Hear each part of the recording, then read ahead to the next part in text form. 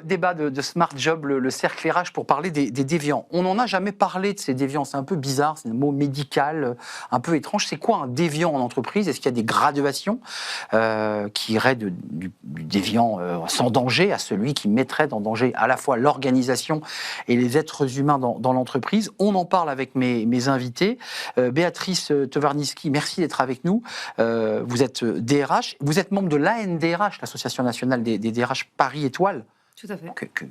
Un des piliers de l'ANDRH. Le plus gros groupe. Le plus gros, j'osais pas le dire. Voilà. Merci en tout cas d'être avec nous. Et puis à vos côtés, Daniel Cardis. Bonjour Daniel, psychologue du travail. Alors avec vous, on va avoir peut-être une définition un peu scientifique de ce qu'on pourrait définir comme un déviant. Et puis, comme chaque semaine, Caroline de Senneville, c'est toujours un plaisir. Bonjour Caroline, Bonjour. Journaliste chez Décideur RH. D'abord, quelques mots, Caroline, parce que c'est intéressant. Quand on parle de déviant ou de déviance au travail, ça nous renvoie quand même dans notre relation au travail. Oui, et le travail a-t-il encore un sens? Le débat enflammé et qui ne s'achève plus sur la réforme des retraites parle de notre rapport à la valeur travail. Si travailler plus pour gagner plus pouvait séduire beaucoup de Français à une époque... Ça me rappelle quelqu'un, ça. Eh bien, ce n'est plus le cas depuis la crise du Covid. Et la question aujourd'hui n'est pas celle de travailler plus, mais de travailler mieux. Et un chiffre, Arnaud, parce que vous connaissez ma passion pour les chiffres. Je sais. Selon le rapport Gallup State of the Global Workplace 2025, les Français sont parmi, et je pense que ça ne va pas vous surprendre, les moins engagés au monde, avec un taux d'engagement de 8% contre 13% en moyenne en Europe. Donc il y a un vrai sujet de rapport au travail. Rapport au travail et donc déviance lorsqu'on est sur son lieu de travail. Quelle définition vous apportez, vous, Daniel Cardis, à cette notion, à ce concept, je ne sais pas comment on peut dire, de déviance? Alors nous, on utilise plutôt le terme des actes antisociaux dans le cadre du travail qui sont destinés soit à destination, enfin qui sont orientés soit contre des individus, soit contre l'organisation du travail. Voilà. Alors, contre l'organisation, ça peut être du sabotage, du désengagement. On gradue, là, on fait par ordre de gravité? Non, pas du tout. En fait, nous, les psychologues, on n'est pas justement dans la mesure, on est plutôt dans... on génère plutôt des mouvements par rapport à une problématique. Donc, je ne suis pas du tout dans la graduation. Et alors, à l'encontre des personnes, eh ben, ça peut être, par exemple, le harcèlement. On entend beaucoup parler de ça. Moral, sexuel? Exactement. Juste d'un mot, la notion de déviance, vous dites organisation ou humain. Oui. Quand on parle de sabotage, il y a quoi? Il y a une conception un peu politique, moi qui ai été longtemps journaliste politique. Est-ce qu'il y a comme ça l'idée de détruire l'organisation capitaliste? Est-ce qu'on peut aller jusque-là?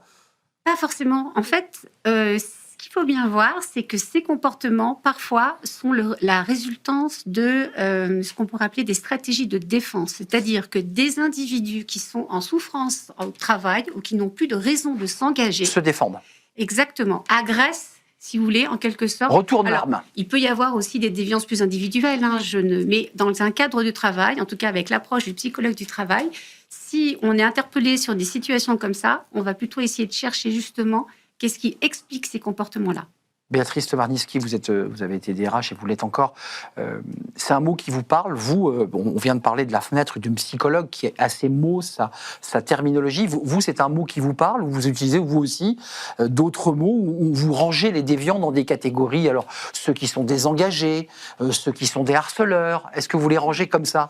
Est-ce qu'il y a une taxinomie du déviant? Il n'y a pas de taxonomie de la déviance en fait, dans l'entreprise. En revanche, il y a le soin dans les grandes entreprises de mesurer, d'évaluer en fait ce qu'on appelle les risques psychosociaux. Et effectivement, tout est mesuré à la maille jusque des tout petits collectifs de travail. Donc, il n'y a pas de graduation en tant que telle. Il n'y a pas de définition. Alors, on parle beaucoup quand même de management toxique. Ça, c'est une notion qui est très répandue dans les entreprises. On parle beaucoup de souffrance au travail. Oui. Et les dernières enquêtes, elles work, absolument. On voit, en fait, c'est un salarié c'est presque la moitié des actifs qui ont exprimé un jour le fait d'être en souffrance en fait au travail. Et c'est alors après, il y a d'autres critères. Les femmes expriment avoir supporté plus de souffrance dans leur situation de travail. Les cadres supérieurs aussi. Pas tout le monde souffre. Donc, excusez-moi. Non, je ne dirais pas cela. Je pense que moi, enfin, j'ai depuis quelques années et puis ça s'est accéléré ces derniers temps, je suis très attachée en fait à essayer de comprendre le pourquoi de cette augmentation de la souffrance au travail. Et j'ai relu récemment le rapport Golac qui définit ce que sont en 2011 les risques psychosociaux. Parce qu'il n'y a pas de définition dans le Code du travail de ce que sont les risques psychosociaux. Donc j'ai relu ce rapport pour avoir une définition. C'est quoi les risques psychosociaux? C'est tout ce qui peut avoir un impact sur la santé physique. Il peut y avoir un impact sur la santé physique, l'épuisement, psychologique, social, du fait des conditions d'exercice, du fait des conditions d'emploi, et aussi, et ça Daniel en a parlé tout à l'heure, des facteurs organisationnels, des rapports sociaux. Juste la DRH que vous êtes, souvent on défend son organisation, on a les peintures de guerre de son entreprise. On voit quand même que les salariés souffrent aussi, et c'est ce que vous évoquiez, ils retournent l'arme contre l'organisation. L'organisation, le modèle de l'entreprise les blesse. Et je mets des guillemets à ce mot. Est-ce que vous êtes d'accord avec ça? Moi, je pense qu'il y a une attention forte à porter à la façon dont les entreprises sont organisées. Oui. On a beaucoup parlé de verticalité, de manque d'autonomie, de responsabilité, de manque de décisionnel. Ce qui il est important de dire aussi, c'est que la fonction RH, le DRH, a pour mission d'accompagner les grandes transformations, les modifications d'organisation des entreprises. Il peut y avoir aussi au niveau du DRH des conflits de valeurs, parce qu'à un moment donné, ça ne matche plus. Je pense qu'un DRH a, et j'en suis de plus en plus convaincue, mais encore une fois par mon expérience, doit anticiper au maximum la prise en compte de ces exigences d'évolution du travail qui par ailleurs est très impactée par ce que seront les impacts de l'IA générative. Exactement, qui est un sujet majeur, qui inquiète, gère aussi des troubles psychologiques et psychiques. Je vais perdre mon emploi à cause de la machine. Je ne suis pas formé. Caroline, un petit mot avant de donner la parole à Daniel Cardis, mais peut-être pour nous éclairer, on évoquait les RPS, qui est un sujet important, des risques psychosociaux. Oui, et qui n'est pas sans coût pour l'entreprise. Exactement. Les dépressions provoquées par l'exposition à des risques psychosociaux au travail coûtent chaque année entre 45 et 103 milliards d'euros aux pays européens. Et je voulais aussi rebondir sur ce que vous disiez sur cet enjeu de verticalité. On l'a déjà évoqué, Arnaud, dans d'autres émissions, mais en France, on n'est pas très bon là-dessus. On est loin derrière notamment notre voisin allemand. Et la Fondation européenne pour l'amélioration des conditions de vie et de travail en Europe fait régulièrement des enquêtes. Et à chaque fois, le constat est le même. Les salariés français, les travailleurs français se plaignent d'avoir peu d'autonomie, de pouvoir peu influer sur les décisions de travail.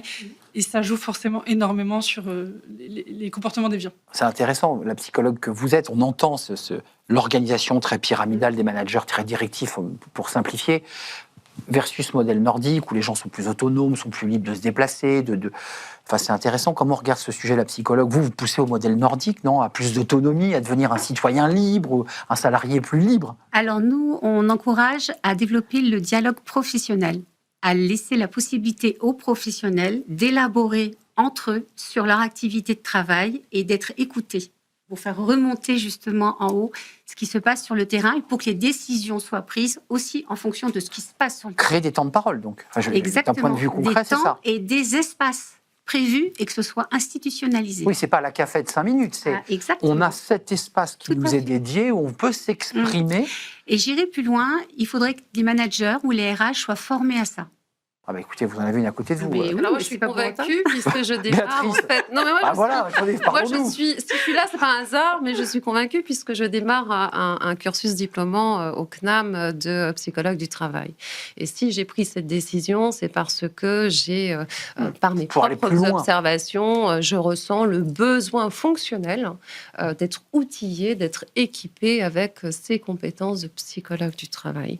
C'est intéressant ce qu'on entend, le fait qu'on laisse les personnes personnes s'exprimer sur leur situation et la manière dont ils se vivent dans le groupe. Je ne sais pas si vous allez exercer Mais c'est beau métier. important, c'est effectivement important de permettre l'expression. L'expression sur le travail. Sur le travail, sur le contenu du travail. Sur son travail, donc, oui. de fait. Parce qu'en fait, il y a le travail réel, mais ça, c'est l'expertise Je vais au travail, de j'ai le Daniel. travail réel. Et puis, il y a le travail prescrit.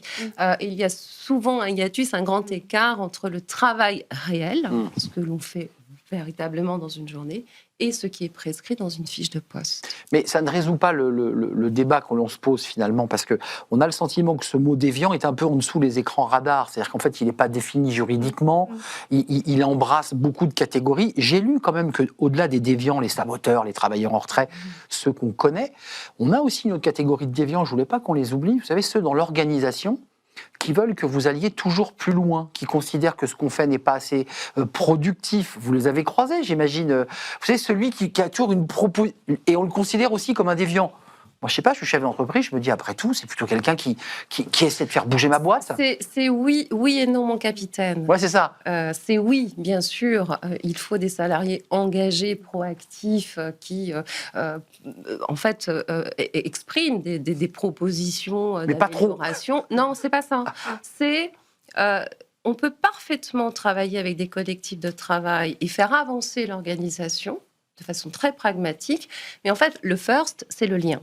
Il faut d'abord créer le lien et ensuite aller chercher le résultat. D'accord. Si on n'a pas ça, ça ne marche pas. Donc c'est l'individualité qui est gênante. C'est le fait qu'un homme seul considère qu'il a raison devant un groupe, puisque c'est un peu ça le sujet, et que contre tout le monde, il a raison et qu'il a les meilleures idées pour faire bouger la boîte. Parce que c'est celui-là, le déviant, qui finalement épuise l'organisation. En fait, cette attitude-là ne permet pas de développer le collectif. Or, le collectif, c'est la première ressource pour l'activité de travail. Moi, j'ai un exemple à vous donner. Il n'y a pas très longtemps, j'ai été interpellée pour faire une intervention dans une entreprise où la directrice constatait 2 types de comportements. Des personnes qui se désengageaient au point de ne plus venir sur le lieu de travail, mais pensaient quand même devoir être payées, et d'autres, au contraire, qui se surengageaient. Et ce qui était très intéressant, c'est que lorsqu'elle recrutait des personnes, elle constatait qu'à un moment donné, ces gens-là qui, au début, travaillaient bien, basculaient dans un sens ou de l'autre. Ouais. Alors, c'est une caricature, bien évidemment, mais c'est surtout la propagation de ces comportements-là qui était très alertant. Daniel, juste un mot, parce que je sais que Caroline a fait un travail de recherche que je trouve assez ahurissant sur le quiet quitting. J'ai halluciné de voir qu'il y a une forme de contamination numérique par des réseaux sociaux qui sont vus par des millions de personnes. J'ai trouvé ça hallucinant. Et dont la Gen Z se saisit. Donc pour les jeunes talents, c'est aussi un vrai sujet. Quiet quitting, la fameuse démission silencieuse, c'est-à-dire le fait de faire le strict minimum. Et sur TikTok, c'est la tendance professionnelle la plus populaire. C'est dément. Le hashtag a été créé en juillet 2022 et depuis, il a été vu des millions et des millions de fois. Il y a 2 autres hashtags qui fonctionnent très bien. C'est le hashtag Act Your Wage, c'est-à-dire les salariés qui revendiquent le fait de s'investir dans leur travail simplement à la hauteur de leur salaire. Et un autre, le quiet firing, qui est le fait de pousser sournoisement un salarié à la démission en lui faisant comprendre qu'il n'a plus sa place dans l'entreprise. Et ça, au-delà des questions de souffrance individuelle et d'organisation du travail, en termes de marque employeur, il y a aussi un sujet qui est énorme. Votre réaction? Au dynamique du travail, on appelle ça la grève du zèle. Et ça, en fait, exact. pour rebondir à ce que tu expliquais tout à l'heure, la grève du zèle, c'est vrai. On se limite à ce qui est prescrit. Or, on sait tous que le prescrit n'est jamais suffisant. Ce qu'évoquait Béatrice. Et il faut le compléter par ce qu'on appelle, nous, le travail vivant, dans lequel le professionnel met en œuvre toute sa créativité, son toute initiative. Exactement. Ouais. Et quand il n'a plus la possibilité de faire ça, le professionnel, généralement, il ne va pas très bien. C'est tout à fait exact. Comment vous réagissez à une espèce de mouvement numérique comme ça? Alors, c'était en 200022. J'ai entendu Que le hashtag a été créé, depuis, ça a été vu des millions et des millions de fois. Il existe fonctionne toujours, encore très bien, ce hashtag. Bon, il est évident que, parce que finalement, c'est des formes d'expression d'une souffrance au travail ou d'un rapport au travail malade. Je pense que il y a à la fois en fait une souffrance en lien avec le rapport au travail. C'est quoi le sens? Pourquoi je vais travailler? Pourquoi je me lève le matin? Est-ce que je me réalise ou est-ce que je me réalise pas. Puis il y a aussi les sujets, est-ce qu'on me donne les moyens de bien travailler et rémunération. Mais de bien travailler, bah oui. Est-ce que je suis heureux dans mon travail? Est-ce que je suis respecté dans mon travail? Est-ce que je dispose des marges de manœuvre pour faire ce travail vivant dont parlait tout à l'heure Daniel? Moi, je pense qu'il y a quand même un sujet à travailler quand on est dans les RH, ou en tout cas quand on est dirigeant ou patron d'entreprise, c'est de former, de sensibiliser en fait les managers. Manager, pour moi, c'est créer du lien. Et juste, Béatrice, quand vous étiez opérationnelle, et vous allez le redevenir, j'en suis sûr, très prochainement, ou à moins de vous allez devenir psychologue, puisque je comprends que vous allez vous former à ce métier. Partie du projet. Mais quand vous l'étiez, comment on réarme des collaborateurs dont le manager vous dit, écoute, j'arrive plus à les faire avancer là. Enfin, je vois bien qu'ils font le minimum. Je les ai prévenus. Comment on fait d'un point de vue, je dirais, très opérationnel, presque juridique? Alors, il faut alors juridique, c'est compliqué. Eh oui. Ça pose quand même là le sujet c'est l'individu. Qui est dans on va dire dans un fonctionnement un peu pathogène ou un peu pas clair avec son entreprise, qui peut effectivement essaimer. Moi, je pense qu'il y a un mot clé en fait à dire, c'est la responsabilité. Donc, il faut faire un rappel à la responsabilité, un rappel au cadre. Il faut recadrer le collaborateur. Il faut aussi l'accompagner parce que recadrer, mais il faut accompagner. Ça veut dire qu'il faut et ça l'aider. Et comment est-ce que l'on fait? On fait par exemple un bilan de compétences, on s'intéresse, on réfléchit à ce que pourrait être au bon endroit. Absolument. Et puis, vous avez des personnes qui sont plus ou moins capables de se poser les bonnes questions. Donc, il faut vraiment les accompagner. Moi, les aider à se poser la bonne question. Absolument. Je sens que vous trépignez l'impatience, Daniel Cardis, de vous exprimer sur ce sujet-là en particulier. Qu'est-ce qu'on fait? Alors, nous, en intervention, donc si je repars sur l'intervention, quand je vous ai dit... Votre fameux exemple... Oui, voilà, exactement. En fait, on a mis en discussion les collectifs de travail. Et de là, en fait, si vous voulez, ils se sont rendus compte qu'il y avait des normes qui avaient dévié. Et en fait, on les a focalisées sur qu'est-ce qu'un travail de qualité pour vous? Et en fait, on se réapproprie. On se réapproprie et on revient sur ce qui nous amène ici à travailler ensemble. Voilà. Et celui qui a un comportement inadapté, finalement, il ne fait pas que nuire à une organisation, il nuit à tout le monde, l'organisation au sens très large. Et il s'en rend compte d'ailleurs très concrètement dans le groupe. Parce qu'il se retrouve isolé à ce moment-là. C'est-à-dire qu'en fait, à bout d'un moment, les personnes qui ont envie de bien travailler vont aussi aller dans le sens de ça ne peut pas continuer comme ça. Il y a quand même des risques, et c'est ce que vous évoquez à travers ces hashtags, risque de contamination. Enfin, c'est l'idée que tout d'un coup, on contamine une équipe avec des personnalités parfois un peu fortes. Il y a un vrai danger à ça. Hein. Oui, et puis au-delà des hashtags, toujours selon une enquête de l'IFOP de 2022, 37% des Français considèrent être des quiet quitters.